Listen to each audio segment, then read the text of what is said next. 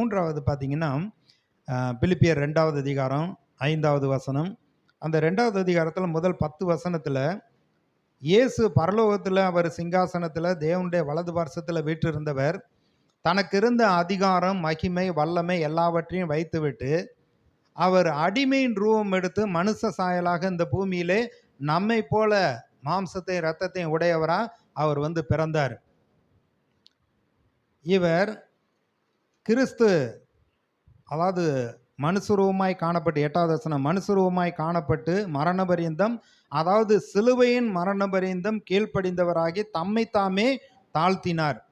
அவர் பிதாவாகிய தேவனுடைய சித்தத்தை நிறைவேற்றும்படியா அவர் தனக்கு இருந்த வல்லமையெல்லாம் வைத்துட்டு அடிமையின் ரூபம் எடுத்து மனுஷ சாயலா இந்த பூமியில வந்தார். 5வது வசனம், கிறிஸ்து இயேசுவில் இருந்த சிந்தையே உங்களிலும் இருக்க கடவுது. அப்ப பவுலுடைய பிரசங்கம் என்ன சொல்றாரு? இயேசு கிறிஸ்துவுக்குள்ள இருந்த அதே சிந்தை உங்களுக்கு இருக்கட்டும்னு பிரசங்கிக்கிறார். எபிரேயர் 5வது அதிகாரத்தில் அவர் மாம்சத்தில் இருந்த பொழுது பலத்த சத்தத்தோடும் கண்ணீரோடும் விண்ணப்பம் பண்ணி தமக்கு உண்டான பயபக்திய நிமித்தம் கீழ்ப்படிந்தவராகி தம்மை பின்பற்றி வருகிறவர்களுக்கு நித்திய ரட்சிப்பை கொடுக்கும்படிக்கு அவர் அவ்வளவா பாடுபட்டார். எபிரேயர் 2ல் சொல்லப்பட்டிருக்கு, அவர் தாமே சோதிக்கப்பட்டு பாடுபட்டதுனால சோதிக்கப்படுகிறவர்களுக்கு உதவி செய்ய வல்லவராய் இருக்கிறார். அவர் இந்த பூமியில வந்து அவர் பிரசங்கம் பண்ணினது, வியாதிகளை சுகமாக்கினது, பிசாசுகளை துரத்தினது, இது எல்லாமே தேவனுடைய ராஜ்யத்தில் தேவனுடைய நாமத்தில் உங்கள் எல்லாருக்கும் அப்பேற்பட்ட அதிகாரத்தை ஆண்டவர் கொடுக்கிறார் என்பதை அவர்கள் அறிந்து கொள்ளும்படியாக தேவனுடைய ராஜ்யத்தையும் தேவனுடைய கிரியையும் தான் நான் நடப்பிக்கிறேன் என்று சொன்னார். என்னை அனுப்பினவருடைய சித்தத்தின்படி செய்து அவருடைய கிரியைகளை செய்து முடிப்பதே என்னுடைய போஜனமாக இருக்கிறது. அவர் பிரசங்கம் பண்ணி கொண்டும் பிசாசுகளை துரத்தி கொண்டும் வியாதிகளை சுகமாக்கி கொண்டு இருந்தார். அவர் பட்டணங்கள் தோறும் நடந்து தெரிந்து சுவிசேஷத்தை அவர் பிரசங்கம் பண்ணி வியாதி உள்ளவர்களை சுகமாக்கி பிசாசை துரத்து ஜனங்களுக்கு விடுதலை கொடுத்தார். அவருடைய சிந்தை பூரா வந்து பார்த்தீங்கன்னா யோவான் 8வது அதிகாரத்தில் வேத பாரகரும் பரிசேயரையும் அவரை குற்றம் பிடிக்கிறாங்க. நீ பிசாசுகளின் தலைவன், அதனால தான் வந்து நீ பிசாசை துரத்துற. அவர் சொல்றாரு, என்னை அனுப்பின பிதா பெரியவராக இருக்கிறார், அவர் எனக்கு என்ன காண்பிக்கிறாரோ அதைத்தான் நான் செய்கிறேன், அவர் என்ன செய்ய சொல்கிறாரோ அதைத்தான் நான் செய்கிறேன் அப்படிங்கிறார்.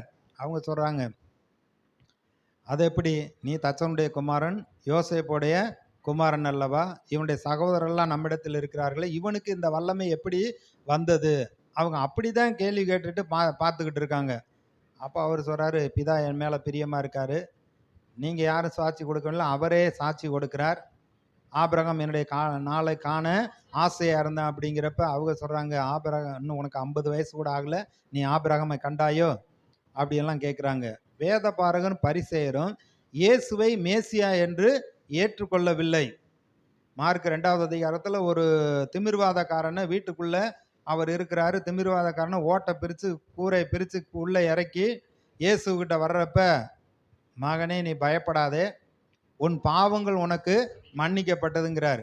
வேத பாரகரும் பரிசேயரும் உட்காந்து என்ன அற்புதம் நடக்குது, இவர் என்ன பிரசங்கம் பண்ணுறாருன்னு கேட்டுக்கிட்டு அவங்க யோசிக்கிறாங்க, அது எப்படி இவருக்கு மனுஷனாக இருக்காரு, மனுஷனுடைய பாவத்தை மன்னிக்கிறதுக்கு இவருக்கு எப்படி வந்து அதிகாரம் இருக்குது, கடவுளை தவிர வேற யாருக்கும் அதிகாரம் இல்லையே அப்படிங்கிறப்ப அவர் சொல்கிறார், அவருடைய சிந்தனைகளை அறிந்து உன்னுடைய பாவங்கள் மன்னிக்கப்பட்டு என்று சொல்லுவதா, எழுந்து நட என்று சொல்லுவதா, பூமியிலே மனுஷகுமாரனுக்கு பாவத்தை மன்னிக்கிற அதிகாரம் உண்டு என்பதை நீங்கள் அறிந்து கொள்ள வேண்டும் என்று சொல்லி அவனை, உன் பாவம் மன்னிக்கப்பட்டுருச்சியா, நீ எழுந்து நட என்று சொன்னார். அவன் எழுந்து நடந்தான்.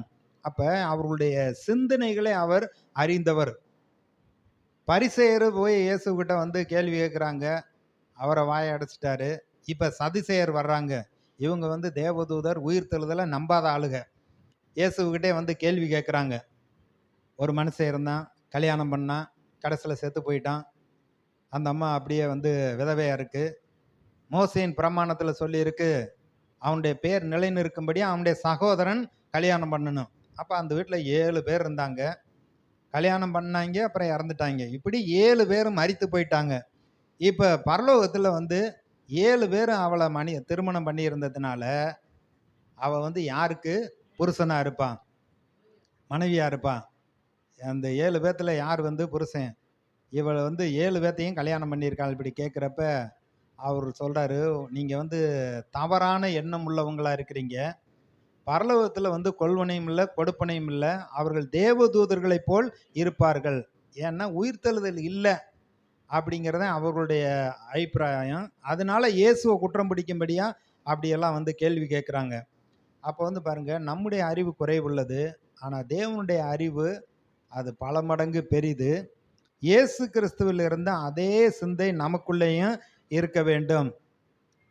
இயேசு வந்து சீசர்களை பார்த்து கேட்கிறார், நீங்க யாருன்னு என்னை நினைக்கிறீங்க? ஜனங்கள் என்ன சொல்றாருன்னு கேட்டா, நீ எரேமியா, எலியா, தீர்க்கதரிசின்னு சொல்றாங்க அப்படின்னு. நீங்க வந்து என்னைய யாருன்னு நினைக்கிறீங்க? அப்படிங்கிறப்ப ஒருத்தன் பேசல. பேதுரு சொல்றார், நீ ஜீவனுள்ள தேவனுடைய குமாரனாகிய கிறிஸ்து. அவர் சொல்லிட்டார், மாம்சமும் ரத்தமும் உனக்கு வெளிப்படுத்தல, பரலோகத்தில் இருக்க பிதாவே நான் யாரு, எதுக்காக வந்தேங்கிறத உனக்கு வெளிப்படுத்திட்டார். பழைய ஏற்பாட்டில் சொல்லப்பட்ட அந்த கிறிஸ்து நான் தாங்கிறத வந்து உனக்கு வெளிப்படுத்திட்டார். ரொம்ப சந்தோஷம்னு அவனுக்கு சொல்றாரு. அடுத்து கொஞ்ச நேரத்தில் அவர் சொல்றாரு, நம்ம எருசலேமுக்கு போறோம். ஏன்னா மனுஷகுமாரனை பாவிகளுடைய கையில ஒப்பு கொடுப்பாங்க.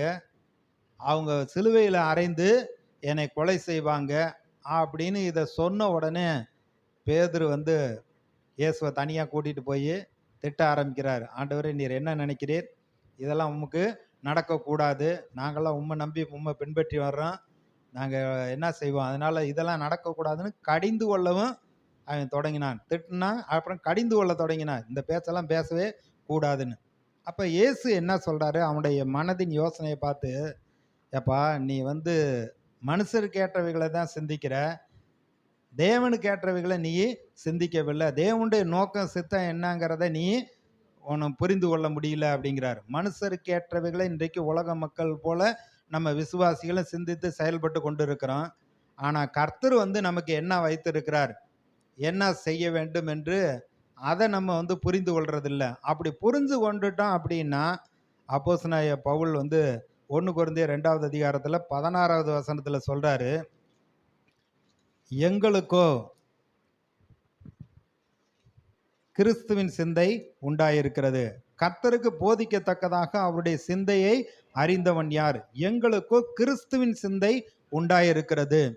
நீங்க தேவனுடைய சித்தத்தை அறிந்து கொள்ள வேண்டும் என்று புதிய ஏற்பாட்டில் ஆண்டவரே என்ன செய்ய சித்தமாக இருக்கிறீர்னு பவுல் கேட்டது போல, எங்கள் வாழ்க்கையில் நாங்கள் என்ன செய்ய சித்தமாக இருக்கிறீர்? எங்கே குடியிருக்கணும், பிள்ளைகளை எங்கே படிக்க வைக்கணும், இல்லை எந்த ஜனங்கள் மத்தியில் நம்ம ஊழியம் செய்யணும், நாம் என்ன செய்ய வேண்டும் என்று நம்ம கர்த்தரிடத்தில் கேட்குறப்ப, நம்ம வேற சிந்தையாக இருந்தால் கூட அதையும் கூட நமக்கு அவர் வந்து வெளிப்படுத்துகிறவர். அப்போ பவுல் வந்து நீங்கள் கிறிஸ்துவின் சிந்தை உடையவர்களாக இருங்கன்னு சொல்லிட்டு அவர் சொல்கிறாரு, எங்களுக்கோ கிறிஸ்துவின் சிந்தை உண்டாயிருக்கிறது. தேவனுடைய நோக்கத்தையும் சித்தத்தையும் அறிந்து கொள்ள ஆவியானவர் நமக்கு இருதயத்தில் வெளிப்பாட்டை கொடுக்குறாரு. ஜென்ம சுபாவத்தோட அதை வந்து அறிந்து கொள்ள மாட்டார்கள். வேற எல்லாம் பைத்தியம், பைபிளை தூக்கிட்டு கோயிலுன்னு வந்து ஓடுறாங்க. இங்கேயெல்லாம் கோயில் இல்லையா, இங்கேயெல்லாம் வந்து பைபிள் வீட்டில் இல்லையா, ஆனால் அங்கே போய் கேட்டாத்தான் உங்களுக்கு நல்லா இருக்குமான்னு. ஏன்னா அவங்க அறியாமல் இருக்கிறார்கள். என் ஜனங்கள் அறிவில்லாமையினால் சங்காரமாகிறார்கள். வேதத்தை வெறுத்தாய், ஆகையால் நானும் உன் பிள்ளைகளை மறந்து விடுவேன் அப்படிங்கிறார். ஆசாரியன் உதடுகள் அறிவை காக்க வேண்டும், வேதத்தை அவன் வாயிலே தேடுவார்களே. சொல்லப்படக்கூடிய ஆவிக்குரிய சத்தியத்தை நம்ம கேட்டு அதன்படி செய்கிறவர்களாக நம்ம இருக்க வேண்டும். இப்போ நமக்கு வந்து போதிக்கிறவங்க அப்படின்னா வந்து எபிரேயர் 13வது அதிகாரத்தில் எங்கள் விசுவாசிகளுக்கு ஒரு ஆலோசனை சொல்கிறார். 7வது வசனம், தேவ வசனத்தை உங்களுக்கு போதித்து உங்களை நடத்துகிறவர்களை நீங்கள் நினைத்து அவர்களுடைய நடக்கையின் முடிவை நன்றாய் சிந்தித்து அவர்களுடைய விசுவாசத்தை பின்பற்றுங்கள். இயேசு கிறிஸ்து நேற்றும் இன்றும் என்றும் மாறாதவராய் இருக்கிறார். யார் நமக்கு வசனத்தை போதிக்கிறார்களோ அவர்கள் போதித்தபடி அவங்க நடக்கிறாங்களா, அவர்களுடைய வாழ்க்கையில் வந்து அப்படி விசுவாசத்தில் அவங்க நடந்து வெற்றி அடைந்திருக்கிறார்களாங்கிறத கவனித்து பார்த்து அதற்கு பின்பு இயேசுவை நம்ம அவங்கள பின்பற்ற வேண்டும். அதே அதிகாரத்தில் 17வது வசனம் பாருங்க, உங்களை நடத்துகிறவர்கள் உங்கள் ஆத்துமாக்களுக்காக உத்தரவாதம் பண்ணுகிறவர்களாய் விழித்திருக்கிறபடியால் அவர்கள் துக்கத்தோடு அல்ல சந்தோஷத்தோடு அதை செய்யும்படி அவர்களுக்கு கீழ்ப்படிந்து அடங்குங்கள். அவர்கள் துக்கத்தோடு அப்படி செய்தால் அது உங்களுக்கு பிரயோஜனமாய் இருக்க மாட்டாதே. அப்ப வசனத்தை போதிக்கிற பொழுது அந்த போதிக்கிற நபர் இயேசுவை அறிந்து கொள்ள வேண்டும், இயேசுடைய கிருபையை அவர்கள் பெற்றுக்கொள்ள வேண்டும், ஒவ்வொருவரும் வெற்றியாக வாழ வேண்டும், சமாதானமாக சந்தோஷமாக இவர்கள் குடும்ப ஆசீர்வாதத்தோடு நன்றாக வாழ வேண்டும் என்று இந்த ஆவிக்குரிய சத்தியங்களை எடுத்து எடுத்து அவர்களுக்கு சொல்ல வேண்டும். இவரும் கடைபிடிக்கணும், அடுத்து கேட்குறவங்களும் அதை பெற்றுக்கொண்டு அவங்க வாழ்க்கை மாற்றப்பட வேண்டும். இதுதான் தேவன் வைத்திருக்கிறது. அப்போ பவுல் சொல்கிறாரு, கிறிஸ்துவின் சிந்தை உங்களுக்கு இருக்கணும்னு சொல்கிறாரு. அடுத்து பவுல் சொல்கிறாரு, எங்களுக்கு கிறிஸ்துவின் சிந்தை தான் இருக்குது, அவருடைய நோக்கத்தை சித்தத்தை நிறைவேற்றுறது தான் எங்களுடைய பிரதான வேலை என்று சொல்லுகிறார். அது நிருபங்களில் பார்த்தீங்கன்னா, ஒரு தகப்பன் பிள்ளைக்கு இறங்குறது போல, ஒரு தாய் தன் பிள்ளைக்கு இறங்குறது போல நான் உங்களுக்கு வசனத்தை போதித்தேன், நான் உங்களுக்கு விசுவாசத்தை கற்றுக் கொடுத்தேன், விசுவாசம் எல்லாரிடத்திலும் இல்லையே அப்படின்லாம் சொல்றாரு. எங்களுக்காக நீங்கள் வேண்டிக் கொள்ளுங்கள். பிலிப்பு பட்டணத்தில் இருக்கவங்களை குறித்து அவ்வளவு ஆசீர்வாதமா அவர் சொல்லி இருக்கிறார். ஏன்னா அந்த அளவுக்கு அவர்கள் இயேசுவை ஏற்றுக்கொண்டு அவருடைய வார்த்தையை பெற்றுக்கொண்டு பாடுகள் கஷ்டம் இருந்தாலும் சந்தோஷமாக கர்த்தருக்கென்று அவர்கள் வாழ்ந்திருக்கிறாங்க. அதெல்லாம் அப்படி பவுல் சொல்லுகிறார். அப்ப கிறிஸ்துவின் சிந்தை நமக்குள்ளே இருக்க வேண்டும். அடுத்து 4வது காரியம், 1 தீமோத்தேயு 3வது அதிகாரம் 3வது வசனம்.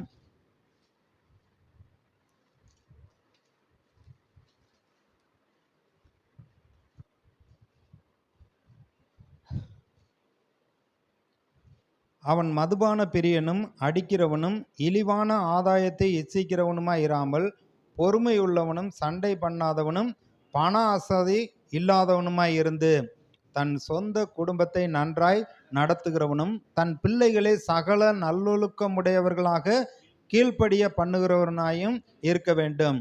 ஒருவன் தன் சொந்த குடும்பத்தை நடத்த அறியாதிருந்தால் தேவனுடைய சபையை எப்படி விசாரிப்பான்? இப்போ இங்க என்ன சொல்ல வர்றாரு, கண்காணியானவன் அவன் ஒரே மனைவியுடைய புருஷனா இருக்கணும், ஜாக்கிரதை உள்ளவனா இருக்கணும், தெளிந்த புத்தி உள்ளவனா இருக்கணும், யோக்கியதை உள்ளவனா இருக்கணும், அந்நியரை உபசரிக்கிறவனா இருக்க வேண்டும், போதக சமர்த்தனா இருக்க வேண்டும். மதுபான பிரியன், அடிக்கிறவன், இழிவான ஆதாயத்தை இச்சிக்கிறவன், பொறுமை இல்லாதவன், சண்டை பண்ணுகிறவன், பண ஆசை இல்லாதவனுமாய் இருந்து. அதாவது ஒரு காரியத்தை நம்ம செய்கிறோம் அப்படின்னா கர்த்தர் அதற்கேற்ற பலனை கொடுப்பார்.